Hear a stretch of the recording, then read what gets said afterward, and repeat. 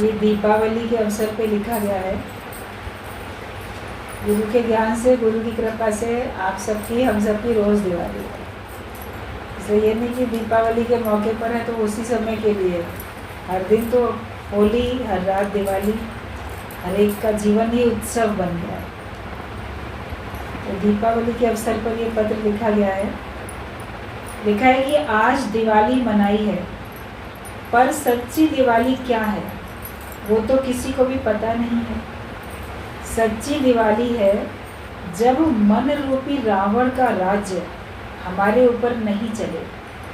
मन का हक नहीं, पर गुरु का हक हमारे ऊपर हो, ये सच्ची दिवाली है। जो है दिवाली कब मनी? जब रावण का वध करके उसके बाद जब राम अपने राज्य में वापस लौट के आए, अयोध्या, उनको अपना राज्य मिला, तब दीपावली मनाई गई। तो हम सबको भी जब हमारा अपना राज्य मिलता है तब उत्सव मनता है, तब दीपावली होती है। और अभी तक हमारे ऊपर हमारा ही राज्य नहीं चल रहा था, क्योंकि मन रूपी रावण का राज्य था। जैसे रावण आसुरी प्रवृत्ति का नुकसान पहुंचाने वाला, ऐसे ही अज्ञानता में हर एक का मन आसुरी प्रवृत्ति का हर एक को नुकसान पहुंचाने वाला। गुरु मिलता है, वो हमको युक्ति देता है, और गुरु की युक्ति से, उसके ज्ञान से हम अपने मन के ऊपर विजय प्राप्त कर लेते हैं। तो मन की हार हो जाती है, हमारी जीत होती है, तब उत्सव है। जीत है तो जश्न है, जीत नहीं है तो थोड़े ना जश्न मनाया जाएगा। हारा हुआ व्यक्ति थोड़ी ना जश्न मनाता है, सेलिब्रेट नहीं करता हारने के बाद। जीतने के बाद आप उस दिन को अच्छे से सेलिब्रेट करते हो। तो जब आपके मन की हार हो जाए, आपकी स्वयं की जीत हो जाए, और स्वयं की जीत कैसे होती है? गुरु के कारण से। इसीलिए उसको श्रेय देते हैं गुरु को, कि मन की हार हुई और गुरु की जीत। आज तो मन की हार हुई है और गुरु की जीत, गाओ खुशी के गीत। तभी हम खुशी के गीत गा सकते हैं। और मन के चंगुल में हो, मन तुम्हें दुखी करता है, मन तुम्हें उदास करता है, मन तुमको परेशान करता है, तो फिर आप बोलो कि कैसे मैं कहूँ कि मैं जीत गया, मैं खुश हूँ। ये मन परेशान कर रहा है, उसी का राज्य चल रहा है तुम्हारे ऊपर, तो तुम कोई उत्सव मना ही नहीं सकते ना। आज बाहर से कितने भी त्यौहार आते हैं, छोटे छोटे, बड़े बड़े, आपके परिवार में कोई उत्सव होता है, आपका मन अगर आपके ऊपर हावी है तो फिर आपको वो खुशियाँ खुश नहीं कर पाएंगी। अगर आपके मन में दुख है ना, तो अगर किसी का जन्मदिन भी है घर में, तो आप उसके जन्मदिन को भी सेलिब्रेट नहीं कर पाओगे। आपका दुख अपना है। मान लो जॉइंट फैमिली है, देवरानी, जेठानी, नंद, भाभी, सब पूरा मान लो बड़ा पूरा परिवार सब रहता है। उनमें किसी एक के बच्चे का जन्मदिन है, वो तो खुशी मनाए आज के दिन में। लेकिन आप किसी भी कारण से आज दुखी हो, किसी भी कारण से, तो आपको वो उत्सव अच्छा नहीं लगेगा। गुरु हमारे मन को ऐसा बना देता है, मोड़ के, ऐसे मन को मोड़ दिया रबड़ की गुड़िया हो जैसे। हम अपने को मोड़ सकते हैं।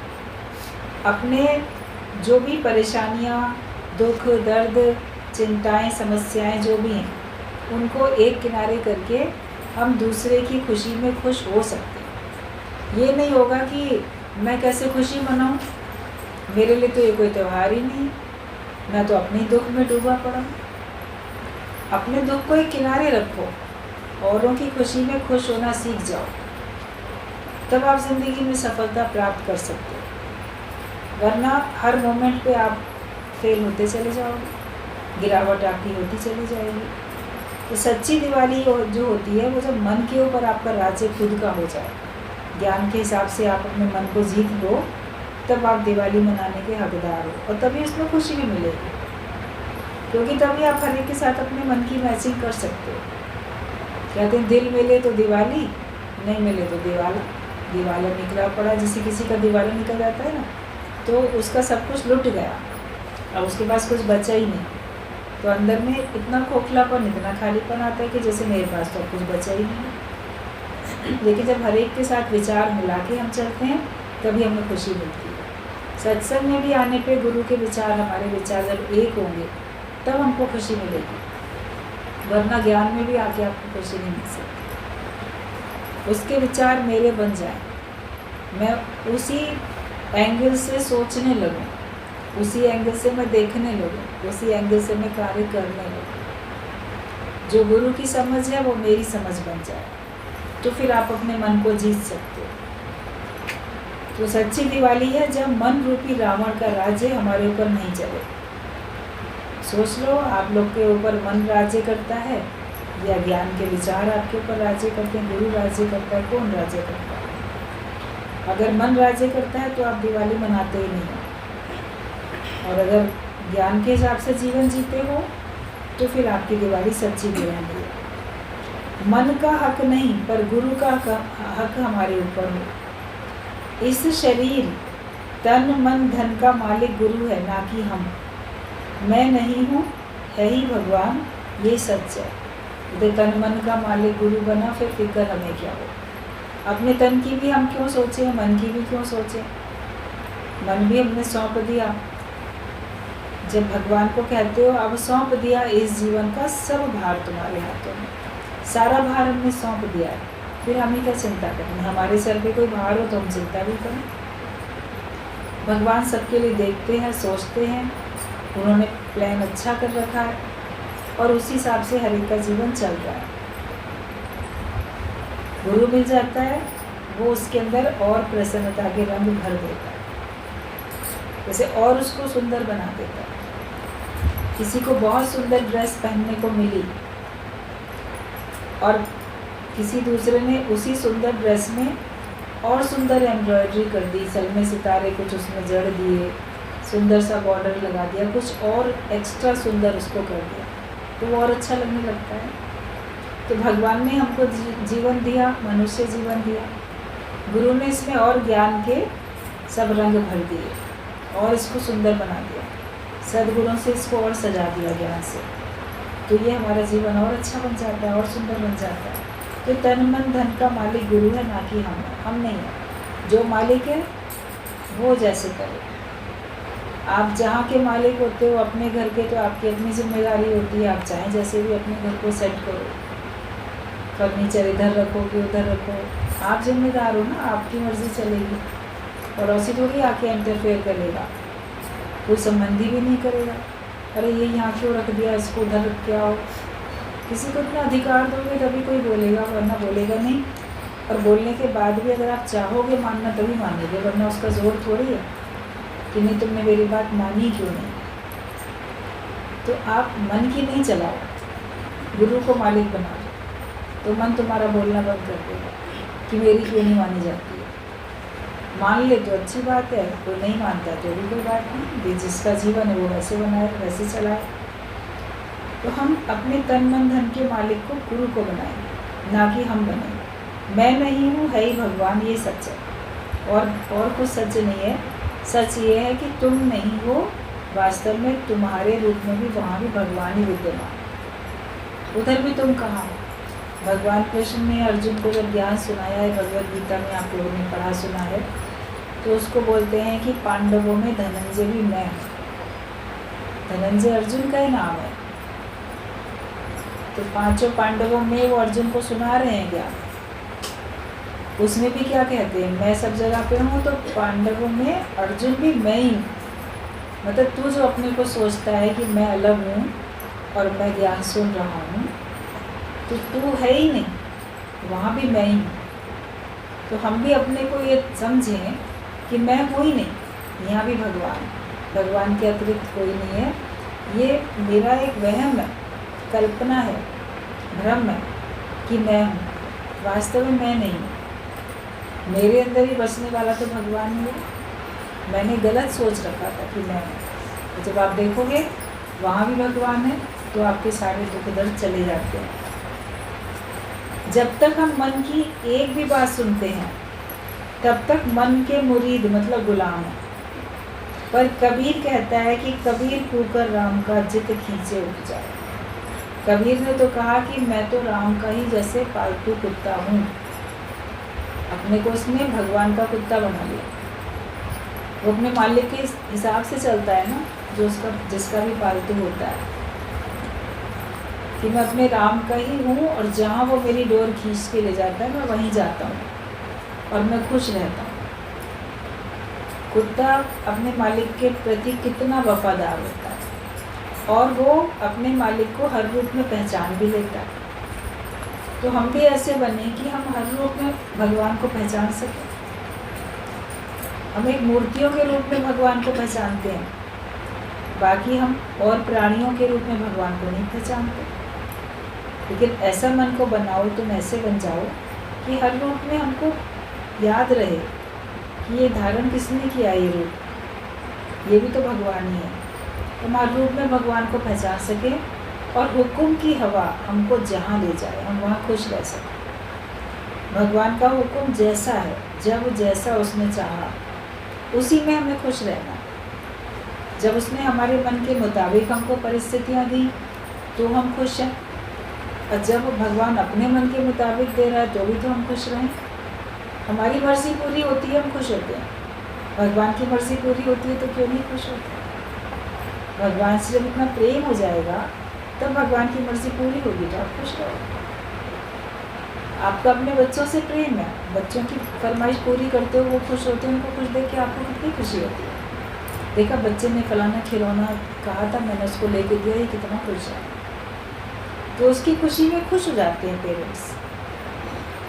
या किसी को भी, जिसको भी आप पसंद करते हो उसकी खुशी का काम करते हो और वो खुश होता है आपके काम से, तो आपको खुशी होती है।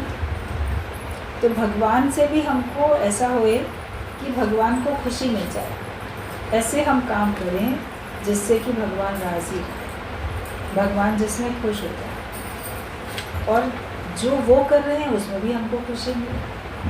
आपका प्रिय व्यक्ति जो करता है उसमें आपको खुशी तो मिलती है। तो जब भगवान आपके प्रिय हैं तो भगवान जो करते हैं उसमें आपको खुशी मिले। तो कबीर ने तो ये कहा कि कबीर मैं तो राम का ही जैसे कुक करूं और वो जिधर खींचता है मैं उधर ही चला जाता हूँ। हम अपने से पूछें कि हम मन के कहने पर चलते रहे हैं या ईश्वर की इच्छा पर अब चलते हैं। अभी तक तो सब मन के कहने में चल रहे थे, लेकिन अब पूछो कि क्या अभी भी मन के कहने में चलते हो या अभी भी अब हमने अपने भगवान के हुक्म पे चलना सीख लिया। जो भगवान का हुक्म है वो मेरे लिए अच्छा है, जो तेरी इच्छा वो मेरे लिए अच्छा है। मन हमारे से अलग हो जाए, मन के गुलाम नहीं बने, मन के हम मालिक बन जाए। अंदर से जिसने अपने इच्छा रूपी कुत्ते का त्याग किया वो वहीं का वहीं आनंद की लहरें अपने अंदर में लहराती हुई देखेगा। इच्छा रूपी कुत्ते का त्याग करो, मतलब इच्छा को टोटल छोड़ दो। इच्छा द्वैत में होती है और कुत्ते की संज्ञा द्वैत से दी जाती है, क्योंकि कुत्ते को आईना दिखाओ तो दूसरा समझ के भौंकता है। तो तुम्हारा मन भी हर एक को दूसरा समझ के शोर मचाता है, बोलता है, कर्म बनाता है। और वो इच्छा जो है वो द्वैत के कारण ही होती है। अपने से वो इच्छा होती है क्या? अपने आप में तो आप तरफ तो आपकी इच्छा दूसरे से जुड़ी हुई है। तो इस इच्छा का जो त्याग कर देता है तो उसको अभी का अभी अपने अंदर आनंद का सागर लहराता हुआ महसूस होता है। जब तक इच्छाएं हैं, किसी भी प्रकार की इच्छाएं हैं, वो आपको आनंदित नहीं रहने देती है, आपके आनंद में व्यवधान डाल देती है, रुकावट। इच्छाओं के कारण से रुकावट पड़ती है खुशी में। मेरी कोई इच्छा ही नहीं है, अब मैं इच्छा क्यों करूं? बहुत छोटा बच्चा कोई अपनी इच्छा नहीं करता, उसके माता पिता उसकी सारी ज़रूरतें पूरी करते हैं। ज्ञानी ऐसे बालक वत हो जाता है। वापस बच्चे बन जाओ, बड़े बन के नहीं बैठो, वापस बच्चे बनो भगवान के। भगवान जो मेरे लिए उचित है वही करते हैं। जैसे दृष्टांत अभी नारद जी का चल रहा था, आप सब लोग सुन रहे थे गुरु जी की वाणी में, कि नारद के मन में अहंकार था कि मैंने काम को जीत लिया है। अब उसके इस भ्रम को तोड़ने के लिए कभी भगवान भी अपने भक्त के लिए कृपा करने के लिए करते हैं। भगवान के हर जो भी कार्य उनके द्वारा लीलाएं होती हैं उसमें कोई रहस्य छिपा होता है। किसी ना किसी बहाने से वो कुछ ना कुछ ऐसा लीला करते हैं कि वो बानर वैसे बनते चले जाते हैं। तो कोई रहस्य ही होता है। तो जब उन्होंने नारद के सामने ऐसे काल्पनिक नगर बना के तैयार कर दिया और उसकी सुंदर राजकुमारी को देख के नारद के मन में भाव आया कि ये मुझे वरण कर ले, स्वयंवर में इसकी तो विवाह मेरे साथ हो जाए। क्योंकि नारद जी को जब उसके पिता ने, राजा ने बुला के आदर से बताया कि कन्या की हम स्वयंवर करना चाह रहे हैं, देखिए इसके भाग्य में कैसा वर लिखा है, क्या है। इसका हाथ देखा, उसकी जन्म पत्री देखी नारद ने। वो समझे कि इतनी भाग्यशाली है कि ये जहाँ भी, जिस घर में भी जाएगी तो वहाँ पे बहुत सुख समृद्धि रहेगी। ये अति भाग्यशाली कन्या है। और सुंदर तो वो थी ही इतनी। नारद के मन में आया कि ना यही मुझे मिल जाए। मैं ऐसे दर दर घूमता रहता हूँ और मेरा भी कितना अच्छा भाग्य चमक जाएगा इसी के कारण से, और इतनी अच्छी मुझे मिल जाएगी। तो जब भगवान के पास जाके सारी बात बताता है और कहता है कि मेरे को बहुत सुंदर बना दो, बस ऐसा बना दो जिसमें मेरा कल्याण से पाओ, मेरा उद्धार हो जाएगा, बिल्कुल मेरा भला हो जाए, ऐसा मुझे बना दो। तो भगवान ने तो क्या किया, उसका भला हो जाए किया ना। वो तो सोच रहा था शादी करूँगा तो मेरा भला होगा, लेकिन भगवान ने जान लिया था कि शादी ना करने में इसकी भलाई छिपी हुई। तो उसको तो मुख दे दिया बानर। और जब बाद में उसने देखा, बहुत क्रोधित हुआ। मेरा सुख नहीं देखा जाता इनसे, इनके पास लक्ष्मी भी है, वही लक्ष्मी का ही तो रूप थी। और खुद स्वयंवर करने आके कन्या ने इनके गले में डाल दी वरमाला। बहुत उसने श्राप दिए, सबको कहानी पता है, लीलाएं क्या क्या भगवान की होती हैं। बात कहने की ये है कि उसकी भलाई उसमें छिपी है। तो गुरुजी यही समझाते हैं कि तुम्हारी मर्जी पूरी नहीं होती है तो समझो भलाई छिपी हुई है। जो चीज़ तुम्हारे लिए उचित होगी, उपयुक्त होगी, भगवान वो तुम्हें देंगे। जो तुम्हारे लिए उचित नहीं है वो भगवान तुमको नहीं देंगे। लेकिन हम अज्ञानवश जो चीज़ हमें नहीं मिलती उसके लिए भगवान को ताना उलाना देते। तुमने हमें ये नहीं दिया, ना देने में भलाई है ना। वो चीज़ तुम्हें मिल जाए तो तुम्हें बहुत तकलीफ भी हो सकती है। आगे के दुखों से बचाने के लिए भगवान तुमको अभी नहीं देते वो कष्ट।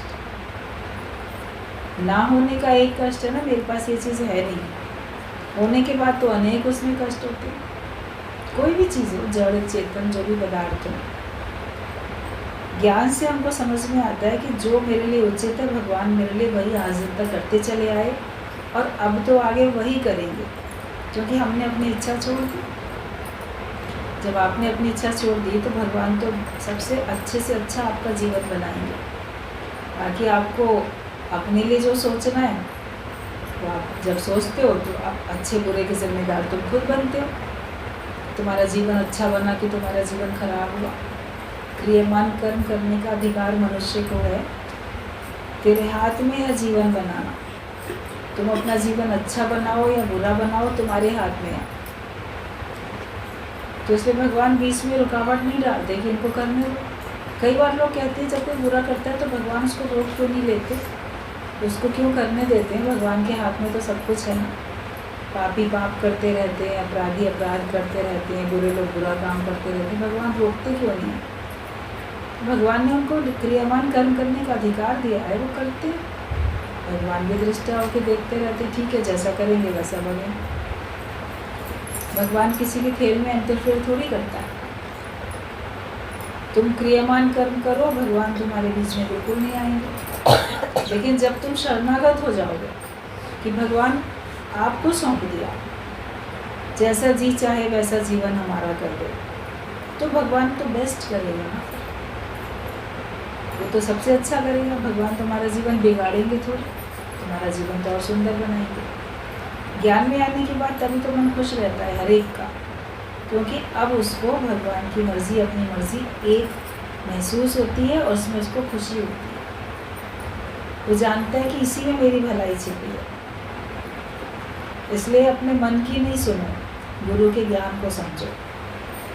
तो हम अपने से पूछें कि हम मन के कहने पर चलते रहे हैं या ईश्वर की इच्छा पर चलते हैं।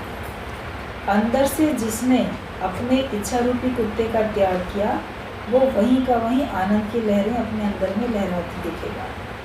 मैं सागर हूँ, मुझ में ये मन लहर समान है। लहर सागर को क्या कर सकती है? क्या सागर को नुकसान पहुँचा सकती है? लहरें तो सागर को नुकसान नहीं पहुँचा सकती। लहरें उसी से उत्पन्न होती हैं और उसी में लीन भी हो जाती हैं। लहर सागर को क्या कर सकती है? सागर बिल्कुल मौन में, गंभीरता में है। कितने भी तूफान, गर्जनाएं, आवाज़, बम भी चाहे लगे, पर सागर और आकाश को कोई भी नुकसान नहीं पहुंचता। कोई भी हलचल नहीं है। तुम भी आकाश की तरह न्यारे हो। तुम्हें कोई भी मार नहीं सकता। काल की क्या मजाल है जो मार सके तुमको। सागर में कोई तूफान, समुद्री तूफान उठते भी हैं, लेकिन वो नुकसान दूसरों का पहुंचाते हैं। समुद्र का नुकसान होता है क्या? और समुद्र के अंदर से तो गहराई में, शांत में वापस वैसे रहता है। बाहर से कितने तूफान आ जाए, बाहर से आंधी बारिश आए, तूफान आए, वो भी समुद्र का कुछ नहीं बिगाड़ सकता। समुद्र फिर वापस अपने जैसा होता है। आकाश का भी कुछ नहीं बिगड़ता। थोड़ी देर लगता है, आकाश में इतनी धूल है, इतनी आकाश में सब चारों तरफ पत्ते, धूल, मिट्टी सब फैली हुई है, मगर टिकती थोड़ी है उसमें। जैसे आकाश में कोई चीज़ नहीं टिकती, ऐसे ज्ञानी के हृदय में भी कोई चीज़ नहीं टिकती है। वो आकाशवत होके रहता है और सागर कितना गंभीर है, इसलिए बाहर की परिस्थितियाँ, परेशानियाँ उसको हलचल में ला नहीं सकती हैं।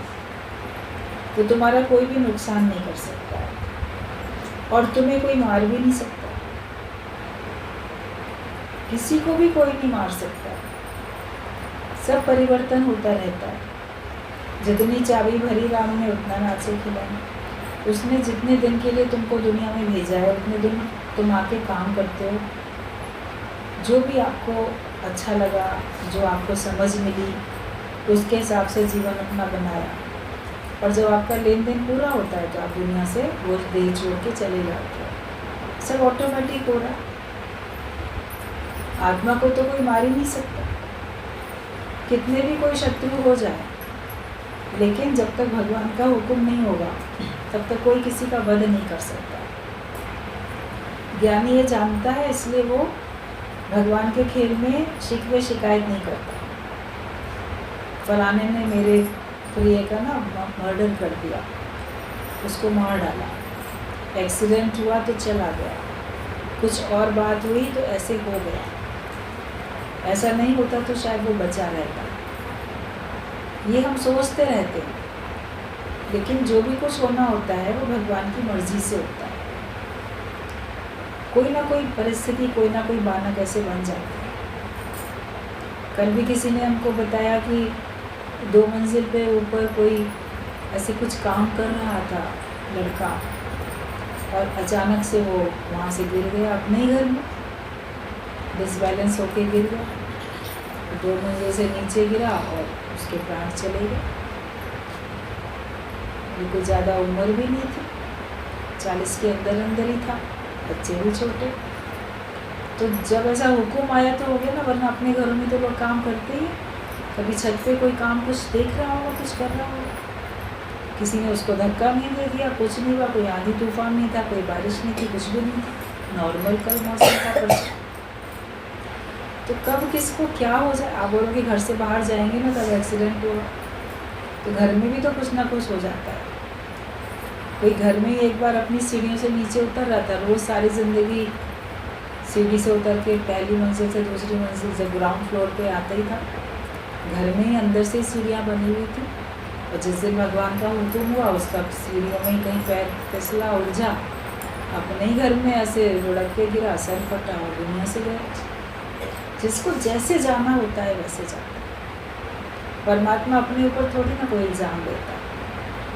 क्षणिक है हर एक का जीवन। लेकिन तुम अपने को आत्मा समझोगे तो तुम समझोगे मुझे कोई नहीं मार सकता, भगवान ने भी नहीं मारा, मुझ आत्मा का कहाँ नाश हुआ। शरीर 5 तत्वों का था, वो 5 तत्वों में लीन हो गया शरीर, बाकी जो तत्व है वो तो है ही है, आत्मा का कभी नाश होता ही नहीं है। तो तुम्हें कोई भी मार नहीं सकता। काल की क्या मजाल है जो मार सके तुमको, काल भी तुम्हें आके नहीं मार सकता। आत्मा का निश्चय करो तो कोई भी झटका नहीं है। जैसे मन को झटके लगते रहते हैं, एकदम धक्का लगता है, किसी की बात सुनेंगे तो मन को धक्का लगेगा, अपने जीवन में कोई घटना घटेगी तो मन को धक्का लगेगा। लेकिन आत्मिक निश्चय करके बैठोगे तो हर बात को आप आसानी से लो, सरलता से लो, ठीक है। जो श्याम भगवान एक बार सत्संग कर रहे थे किसी दूसरे शहर में कहीं पर, और सत्संग चल रहा था। सत्संग के बीच में आके किसी सत्संगी प्रेमी ने उनको कोई एक मैसेज लिख के ऐसे पकड़ाया। तो सत्संग बोलते बोलते उन्होंने वो चिट ऐसे उठा के पढ़ ली, वापस रख दिया, सत्संग अपना कंटिन्यू कर रहे थे। तो उनकी रिलेटिव थी, श्याम भगवान की रिश्तेदार, वो उनके बगल में बैठी हुई थी, बड़ी उम्र की उनकी रिश्तेदार थी, बैठी हुई थी। तो वो बाद में जैसे थोड़ा सा जब रुका सत्संग तो बोली कि क्या हुआ श्याम, क्या हुआ, कैसा, किसने क्या लिखा था। तो उन्होंने बहुत धीरे से कहा, धीरज से, कि अम्मा का शरीर शांत हो गया। मतलब श्याम भगवान की जो माँ थी उनके देहांत की खबर थी उसमें। तो बोले क्या, तो बोले अम्मा का शरीर शांत हो गया, देहांत हो गया। तो एकदम से बोला हाँ ऐसा हो गया, कैसे हो गया, क्या हो गया। मतलब उसको इतनी परेशानी एकदम से हो गई, मगर वो समय सत्संग सुना रहे थे, बोल रहे थे, इतनी बात को भी सुना, तो धीरज से लेके रख दिया, अपना काम कंटिन्यू करा। तो ज्ञानी की स्थिति होती है, वरना तो कोई एकदम से समझे कि अरे हमको सत्संग के बीच में मृत्यु का समाचार मिल गया, तो उसी समय रोक के दौड़ेंगे, भागेंगे, जाएंगे, कुछ करेंगे। अब उन्होंने कहा कि हम दूसरे शहर में हैं, अभी तुरंत उठ के एकदम से तो जा नहीं सकते, कौन सी ट्रेन का टाइम होगा, कौन सी फ्लाइट का टाइम होगा, उसी हिसाब से तो जाएंगे। और अब देहांत हो ही गया तो हम एकदम से तो दौड़ के जाने में हम बचा तो थोड़ी सकेंगे। तो जो होना, खबर मिली है कि ऐसा हो, सत्संग पूरा करके ही गए। तो धीरज कितना होता है ज्ञानी के अंदर, क्योंकि वो भगवान के हुक्म को पहचान लेता है, हुक्म को पहचानता है और भगवान की मर्जी पे वो चलता है। तो ये बताया कि आत्मा का निश्चय करो तो कोई भी झटका नहीं लगता, वरना तो झटका लगे ना, ऐसी खबर मिल गई, ऐसा हो गया। पता ही है कोई ना कोई दुनिया में आने जाने के बाज़ार में सभी बैठे हैं, कोई आएगा कोई जाएगा, तो जल है सराय, कोई आए कोई जाए। अब भूल के यहाँ कोई दिल ना लगाए, तो दिल क्यों लगाओ, दिल लगाना है तो परमात्मा से लगाओ। आत्मा बिन हर बात को दिल से सदा नकार करो। आत्मा के अलावा जो भी बात आती है उसको अपने हृदय से इनकार करके चल जाओ कि ये मेरे से लागू नहीं होती है। वरना घर में बैठोगे, संबंधियों के विषय बैठोगे, वो जगत पक्का कराएंगे। गुरु के पास बैठोगे, वो आपको ज्ञान आत्मा पक्की कराता है।